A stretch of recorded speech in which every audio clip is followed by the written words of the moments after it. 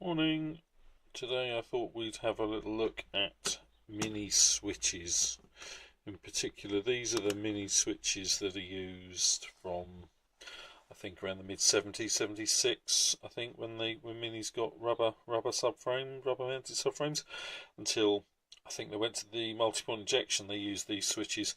A lot of people chuck them away when they stop working properly, which I think is something of a mistake, because certainly the ones that I've used, the modern ones that I've used, have been rubbish. So these are two different switches. I thought we'd have a look at two different ones. This one is a light switch, two positions. So when it's in the car, side lights, headlights. This one, I think, was a fog light. I think I've taken the lens out, so it's just clear I used it as a reverse light at one point. It's sitting in my drawer for some time, not working. So I thought we'd unpick them, clean them up, have a look, see how they work, and then put them back together and test them. All of these are pretty much the same construction. The back section comes off by opening those two clips there, and then you can also get the front out. You need to be a little bit careful, and you have to lever it out with a screwdriver. We'll show you that in a little while. Okay, first off, let's look first at the light switch. These things do suffer a few faults. They suffer with contact burnout. If the contacts are burnt out, there's nothing you can do. You have to chuck it away. The other thing that happens to them is they get white, and you can see this one at some stage somebody's had a good scrape at to try and clear this white sort of haze that gets on them. I found when you do get that white haze on them that you can try and clean it off, but realistically it's never coming completely off. So then it's in with the wet and dry paper and perhaps a repaint. Well, we'll have a look at that in a minute. Okay, let's get the back off it and have a look at the back. Look inside it and see what condition it's in inside. See how this works. These are the little clips that clip into the dashboard. See how it works. As you move the switch, that actuator moves. This little actuator here moves, and that moves the contact unit. And in the back there you can see the contacts. They're fairly black, but they should clean up okay. So one position, it moves halfway. Two positions, it moves all the way. And there's some grease in here. It's like electrolytic or dielectric silicon grease. I don't have any of that, so we're just going to have to use what we've got. So first off, let's look at this half of it. And take that out. You see that's the actual contacts, the contact that connects one of these pins to the other. And that's spring loaded. I've found on these modern switches, the newer ones that you buy, pretty much all of them, this can get canted to one side and then it stops working properly. And all you need is to unpick it and move it a few times like that, and it will clip back together into its normal position and everything's fine again. In here we've got the actual contacts. So that's I think that's the main that's the main feed in, and then out on side lights and dip beam.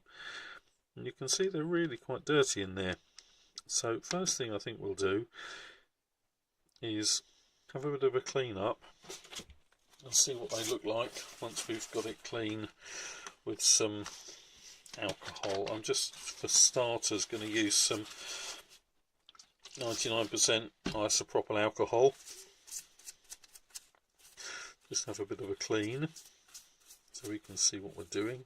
Contacts on the outside look okay, they don't look burnt. Sometimes if you've had a bad connector, they can get really burnt and look terrible. As I said, in which case just chuck it away. See, that doesn't look bad.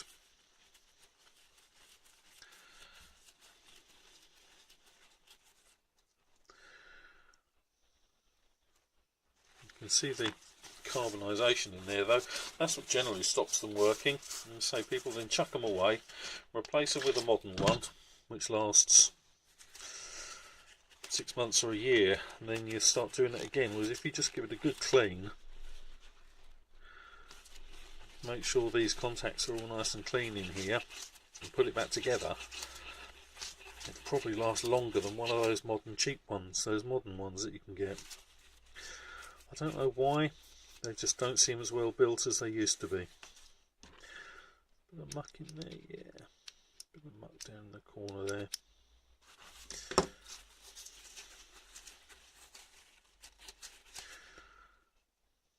Right, that looks okay.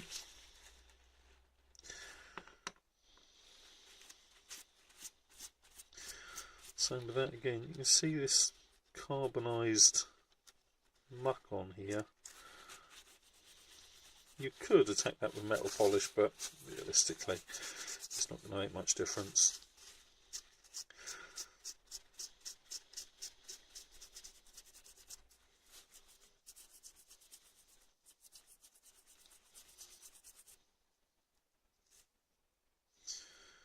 Okay, functionally that's pretty much fixed.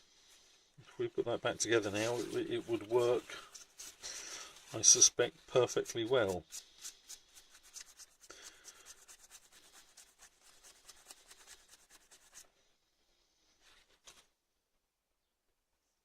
Still some of that grease in there. So we'll put that in there. And so if we just literally put that back together, it will work perfectly well. But we want to go a little bit further. I want to clean this and make this look nice again. Now they did a bit of a trick here so that you can use the same mouldings. You notice this goes all the way from end to end, but this one stops halfway. And the way they did that was by putting the same rocker in, the same rocker switch, but adding a little extra bit to the moulding. So I'm going to take this out. Excuse my blunt Stanley knife, but it's blunt so I don't cut myself rather than using a nice sharp one. I have to hold that end out, otherwise the little thing tries to pop back in. As it's just done, let's try it again. Slide that in, just pop it open. Now, so we take this out, you see that little moulding there? If you were to turn that around and clip that back in, that moulding would stop on that stop, meaning you only get half the action of the switch, which is what you get on there. So when you put that back together, you need to be careful that you put this lump, this moulding, the bit with the extra moulding lump, on the side that doesn't have that step inside. Okay. Now, this thing, as I said, I've tried to have a bit of a clean, but somebody has scratched at it. Looks like scratched at it with a knife. So I'm going to try and clean it up with a bit of, this is 400 grit wet and dry, and then we can work our way finer if needs be.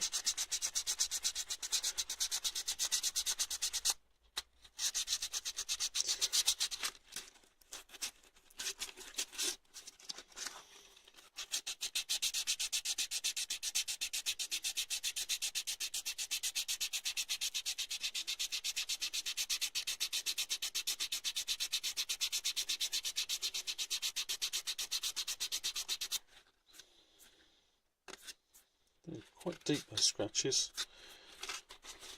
If that was me when I was a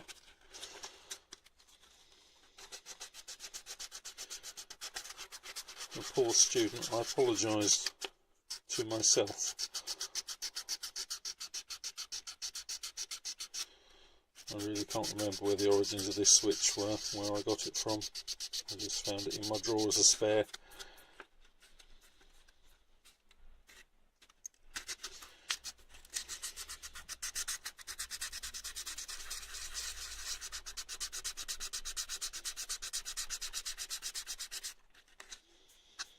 on something like this, you do need to be a little bit careful that you don't sandpaper away the corners and make it look rubbish. So I don't want to go any coarser with the sandpaper than this.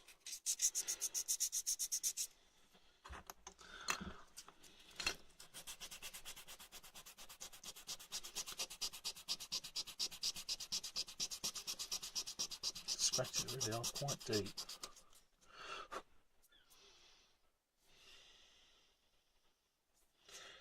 Right, I'm going to continue to work at this, and I'll bring you back when I'm done. Right, I've had a go at it with wet and dry. I did eventually have to get to the 240 grit rather than the 400. Very strange plastic. It seems to form almost like a film or a coating. Don't know what it is. It's not the same material as that, because that stays black properly. But this stuff, it sort of forms this white coating. I wonder if they had it almost painted in something in the factory. You can clean it as much as you like. You'll see when this alcohol evaporates, it doesn't go back black again. See it going white.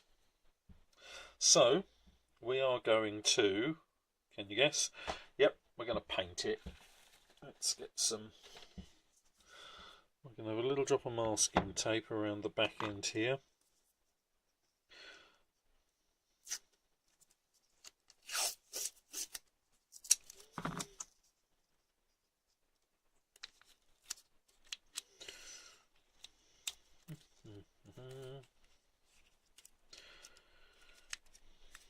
I think I'm also going to put just a little bit of masking tape, if I can manage it, over those hinges with the pivots there, just to make life easy. It doesn't end up with a big build up of paint and not go into the holes. That should do.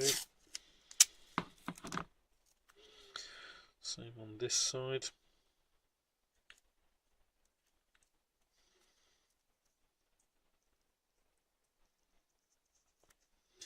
Just to try and cover it up. Let's see, it's all gone white again.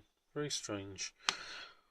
Right, I think what we'll do, I'll move some of this stuff out of the way. We'll find something to prop it up on. What can we use to keep it upright? No castle nut, not really high enough. We'll use that.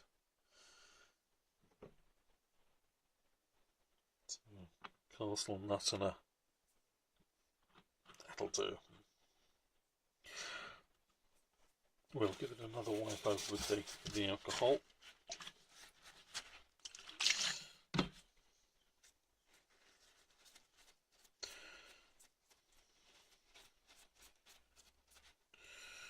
Drop that in there. Ugh. Oh, what's wrong with me today?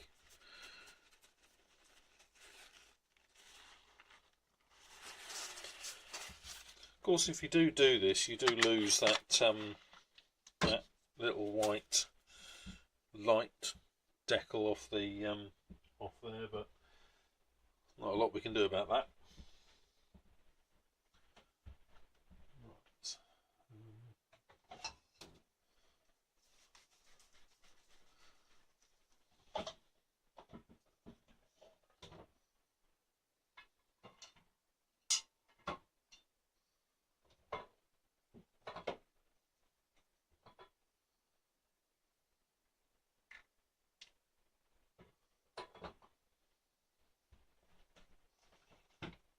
I'm just looking for the appropriate paint.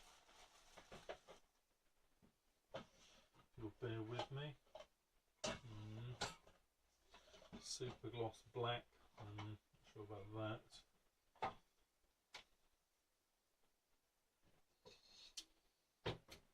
What's that? Adhesion aid. That will be the stuff we need. I've actually got some plastic adhesion stuff which we'll use. Then we're going to use some little drop of high build primer. Then we're going to use some black paint which I'll get after I've put this on. Okay, so we're going to use some of this adhesion aid first. This should help it stick. It's just basically plastic primer. You don't need to use this, but I've got it, so I used it when I redid a steering wheel, repainted a steering wheel.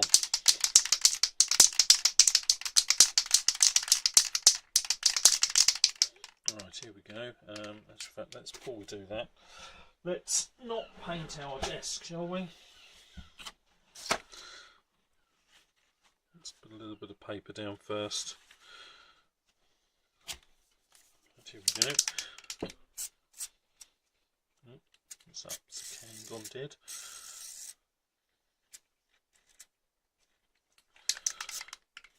Come on, work here.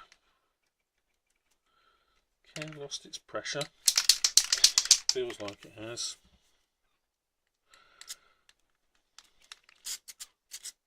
No, it's just a bit stuck.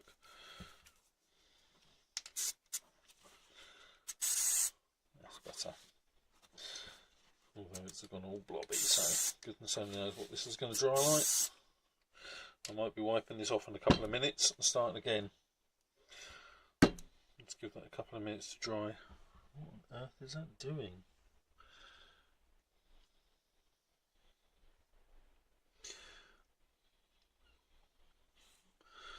Hope you like seeing things, mistakes and all, because this looks like a mistake.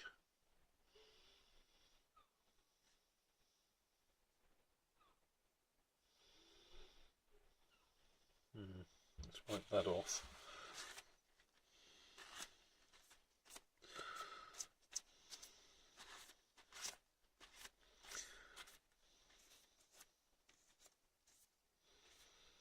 Not sure about that.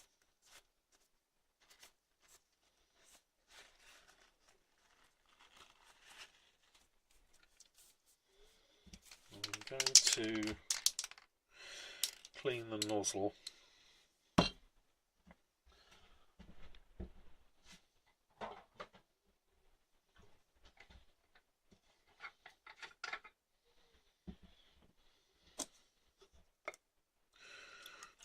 Going to clean the nozzle in a little bit of cellulose thinners. Let that soak in there for a little while.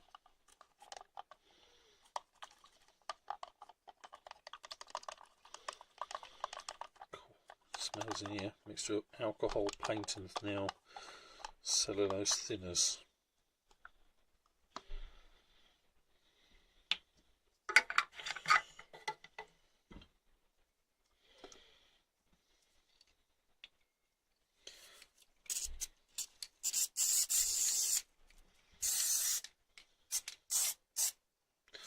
Put a very light dusting of this adhesion aid on.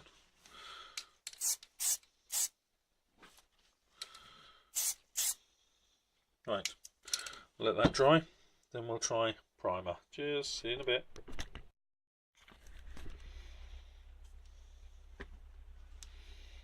Okay, the adhesion aid has dried. Although the work or it won't. Now we're going to use some of this primer. This is high build primer,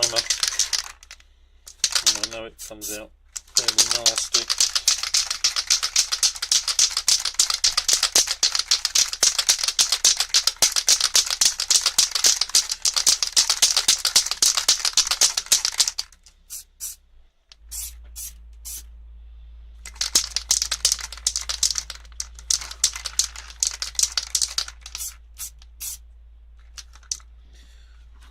This isn't looking good, is it?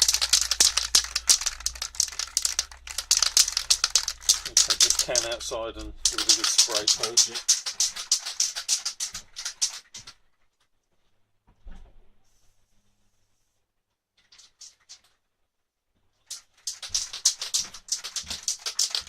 We purge this spray, so it's going to paint a little better than it was.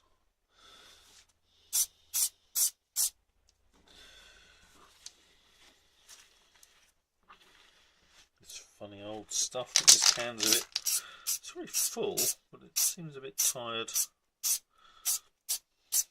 Let's see what it looks like when it's dry. If it's a mess, I'll strip it all off and do it again.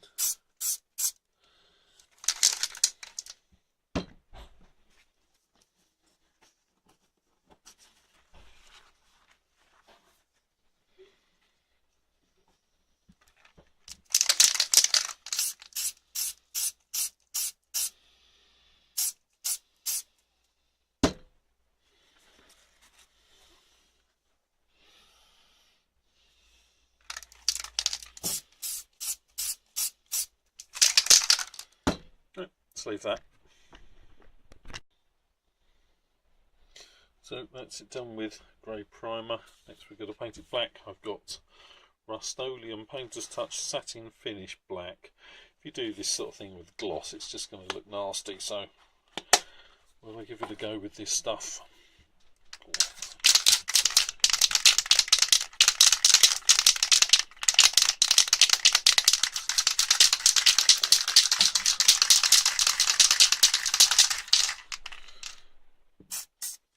It's going to come out fast. Okay, give it a dust coat first.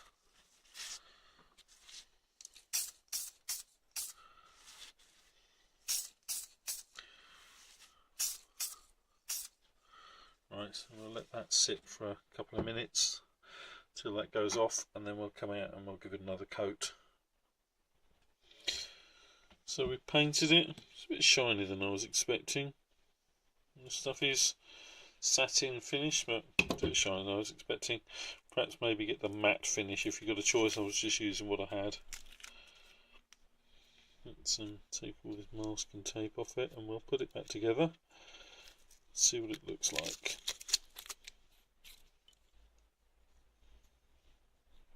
Too bad. Get that out of the way. Let's get that out of the way. These are our three main components. There's our slide, so that's off at the moment. And we need to put that in there. Now, if I remember rightly, pins go at the top. In fact, let's put this in first. So there's our bit which we want that way up. So we get our full switch, which is great. Currently off, which is right. And you see the forks of this drop down either side of the actuator.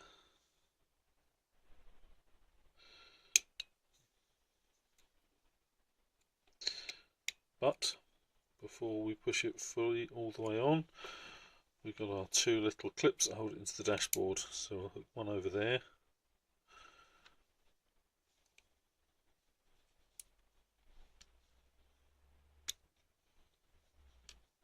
And one over there.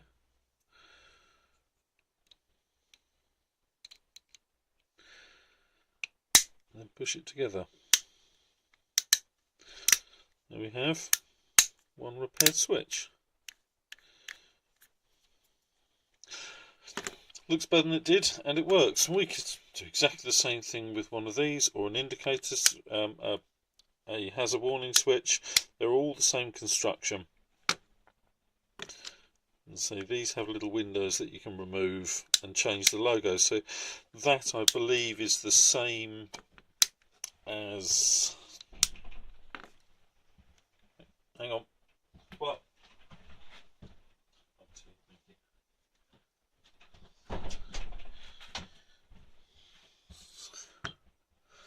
T. Where was I? Yeah, these things. The little windows are interchangeable. So if you've got a switch from something that's broken and you only got a good one of another switch, you can swap the little windows over. Show that. Let's try and get that out.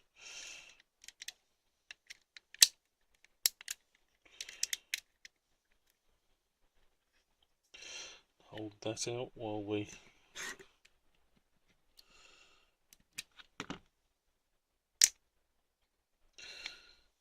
can see these ones You can actually cut away those little plastic pieces and get them out and then glue them back in. In fact, I didn't need to remove that.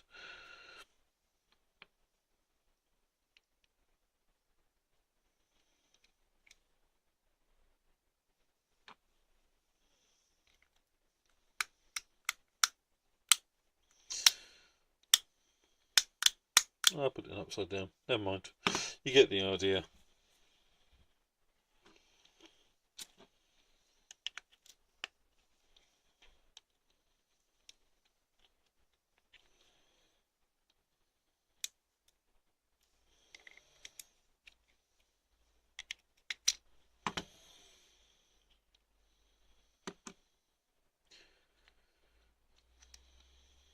See?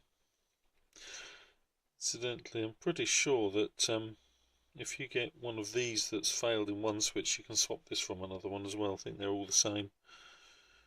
You can see in the bottom there, they just populate different numbers of these pins, depending on the type of switch that they're using.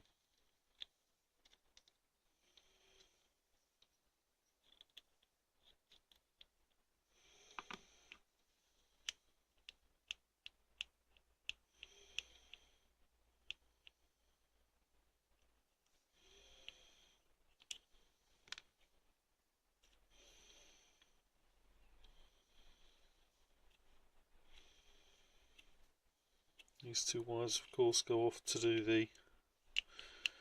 these are the little pilot lamp inside, which you saw earlier.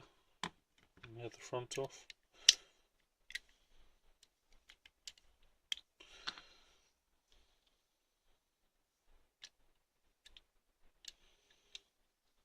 So you can see how everything works.